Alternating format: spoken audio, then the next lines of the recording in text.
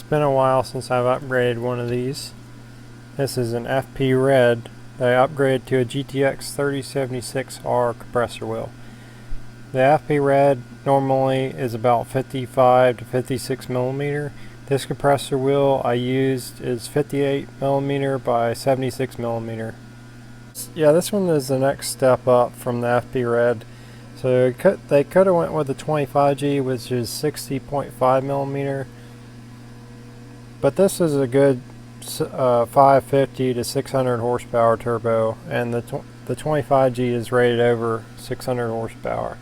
So this will be a good fast spooling turbo, and it's a great way to repair the FP turbos without having to send it back to Force Performance.